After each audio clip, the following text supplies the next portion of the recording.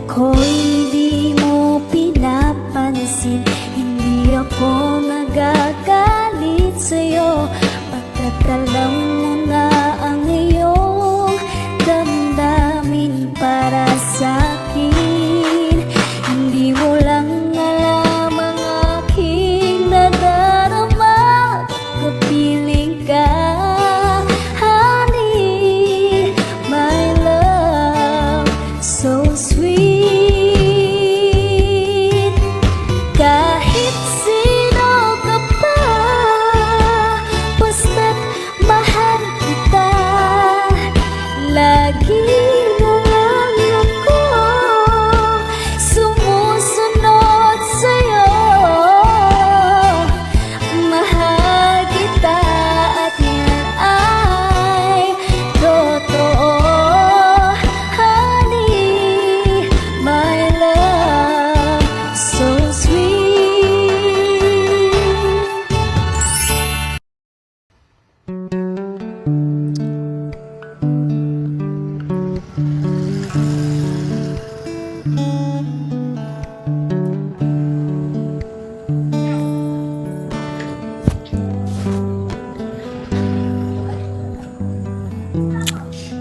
Tagal naman nun. Sana nakakotse. Pormahan pa naman niya. Parang napakayaman.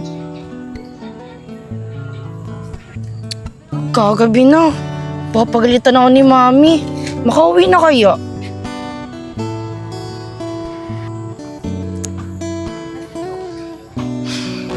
Hi. Ikaw ba si Angel? Oo, ako yun. Bakit? Sino ka? Ako to si Jex. Yung kachat mo. Di mo ba ako nakikilala? Eh, mukha ko naman yung nasa profile ko ah.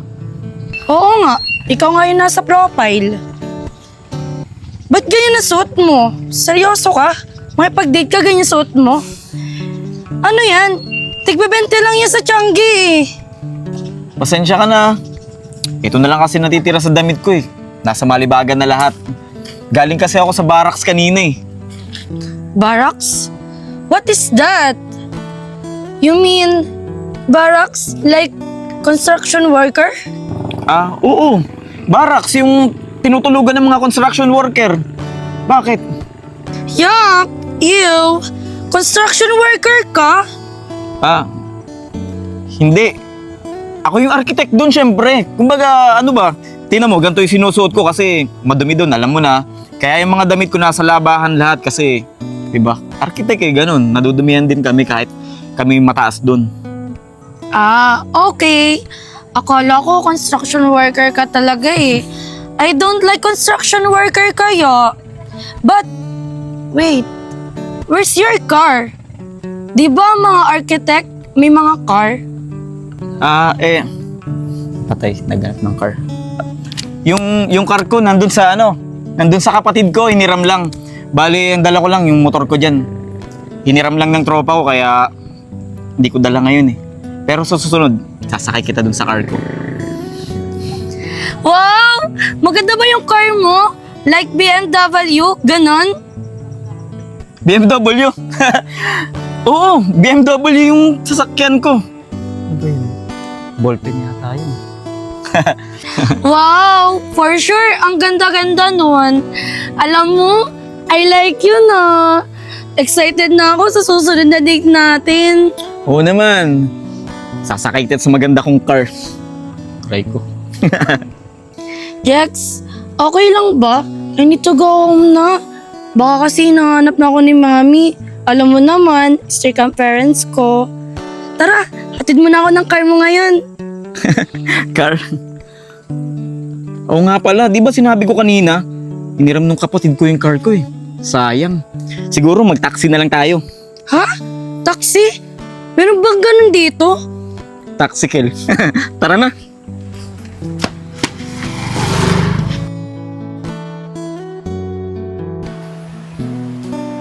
Pare, buti pa kayo, no? Lagi kayo magkasama ng girlfriend mo. Wala eh. Yun sa akin, malayo. Kaya nga nailove sa akin yan eh. Kasi araw-araw tayo magkakasama. Eh bakit naman itong si Lyra? Araw-araw naman sila magkasama ni Jex. pero hindi nagiging sila. Oh, Robby! Bakit ako na naman trip mo? Nako, kunwari lang yan si Lyra. Hindi nyo ba nahalata? May gusto yan kay Jex. Kapag wala dito si Jex, lagi niyang hinahanap. Pero kapag andito naman, lagi siyang tahimik. Tol, napapansin ko na rin yan. Marami tayong magkakaibigan dito, pero madalas sila ng dalawa laging magkasama. Mga tol, tigilan nyo nga ako. Palagi nyo na lang ako pinagtitripan. Mga tol, tignan nyo, namumula. Ibig sabihin, totoo. Ay! Bakit kasi ayaw mo pang umamin sa kanya? Babae rin ako, kaya alam ko yan. Tigilan nyo nga ako. Paano ko amin sa kanya eh? Kaibigan nga lang tingin niya sa akin. Aray ko, masakit nga yan, Brad. Bakit tayo mo subukan? Para malaman mo yung sagot. Oo nga, bakit di mo subukan, Lyra? Malay mo, gusto ka rin pala niya. Ayoko ngang subukan. Baka kasi masira friendship namin at layuan niya ako. Okay na siguro to. Yung magkaibigan lang kami. Sa bagay, may tama ka. Pero may mali ka rin. Oh, hindi na pala si Jex eh. Oh, mukhang nagkakasiyahan kayo dyan ah. Mga tol, narinig ko ang ingay nyo. Ano ba pinag-uusapan nyo? Tol, si Lyra na lang magsasabi sa'yo kung ano pinag-uusapan namin. Ay! Ano ba yung best friend? Sabihin mo na sa akin. Siguro, lumalablight ka na, no? Ano ba guys? Tigilan niyo nga ako. Nakakainis naman, no? Okay na yun, guys. Tama na. Pinagtitripan nyo na naman yung best friend ko, eh. Ay, pinagtatanggol niya! Eh tol, kamusta ang date mo? Ba't parang malungkot ka? Di naman ganyan mukha na nakipag-date ah. Yun nga, tol. Medyo may problema ako. Anong problema? Eh nakipag-date ka lang naman ah. Tol, akala ng kadate ko mayaman ako. Akala niya, architect ako. Nabanggit ko kasi na galing ako sa barracks. Tapos tinanong niya kung construction worker ako. Sabi niya, iyo daw. Eh di sinabi ko, architect ako para hindi siya ma-turn up sa akin. Ano tol? Sinabi mong architect ka? Eh di ba, helper ka lang? Malaking problema nga yun tol. Kaya nga tol eh, nung sinabi kong architect ako, tinatanong niya kung may sasakyan ako. Kaya malaking problema ko ngayon. Saan ako hiram ng sasakyan? Best friend, baka naman pwedeng mahiram ang motor mo. Gagamitin ko lang sa date namin. O sige, pahihiramin kita. Pero mag-iingat ka ha. Maraming salamat talaga best friend ha. Oo, mag-iingat ako. Kailan ba yung date na yan? Bukas sana best friend eh. Sabi niya kasi, ayaw na daw niyang sumakay ulit sa mga tricycle dito sa atin kasi ang dudumi. Ano ba yan? Unang date nyo pa lang. Mukhang nag-iinarte na agad. Huwag mo na kaya ligawan yan. Oo nga, parang ang arte-arte niyan. Bakit kasi sa malayo ka pa naghahanap? Eh marami naman dito sa malapit. Malay mo, kalapit mo lang. Si Robby? Ano ako bading? Ewan ko sa inyo. Nakakainis. Diyan na nga kayo. Ano nangyari dun tol? Bakit biglang nagalit? Hindi ko rin alam, tol. Baka may mali ka nasabi. Alam mo, Jex, napakamanid mo. Mahal, tara na nga, nagugutom na ako. Sige, mahal. Ako din tol, uuwi muna ako. Nagugutom na kasi ako eh. Bukas na lang tayo tumambay. Sige tol, ingat-ingat.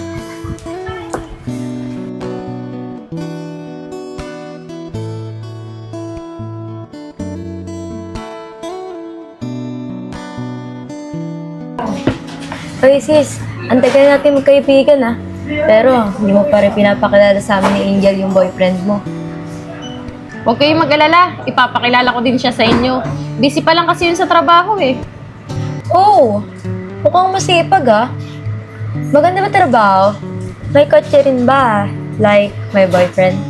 Wala siyang car, pero may kaya naman yung pamilya niya. Di lang siya bumibili ng sasakyan kasi hindi pa siya marunong mag-drive. Wow, Huwag ka naman pumili Tama yan. Huwag kang pipili ng mga hindi natin ka-level. Alam mo naman. Of course not. Hello mga sisi! Sorry late ako. Naipagkita pa kasi ako sa ka-chatmate ko eh. Look at her. Mukhang umapag-ibig na rin. By the way, umupo ka muna. Mukhang marami ka yatang ikichika eh. Yes sis, marami ako chichika sa inyo. Alam niyo ba, yung ka-chatmate ko, architect siya. Nasa talking stage pa lang naman yata kayo eh. Hindi pa yata nanliligaw. Don't celebrate too early. Baka kasi mamaya, mausog pa yan. Sayang naman. Don't be sisi. Alam niyo ba, nag-pursue na si Guy sa akin. Nanliligaw na siya. Ay, ang galing naman nung sisi natin. Sana all na lang talaga mayaman yung mandiligaw. Wait! You said last time, may kaya ang boyfriend mo. Bakit kailangan mo pa magsana all? Pareho lang naman kayo. Syempre natutuwa ako ditong sa sisi natin. Kasi magkakaroon na rin siya ng love life tulad natin. See. Okay. Let's go back to the topic. Sisi, tell me more about the guy. You know what, Sisi? It's so adorable and kind. But I got a bad experience today.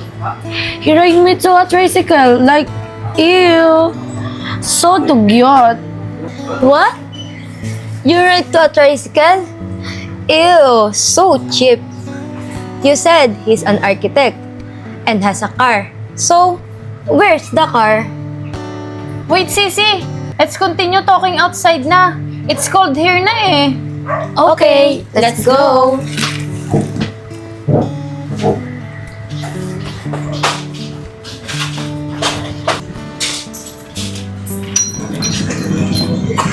Hi na ako, Sisi. Nothing's new. You're always damigin talaga. You know me naman, di ba?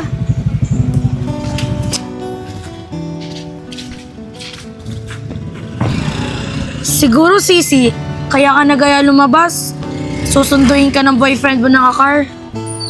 No, sisi. My boyfriend don't have a car. What? I can't imagine myself dating a guy with no car. Sisi, mind your own business. It's okay. I love him naman eh.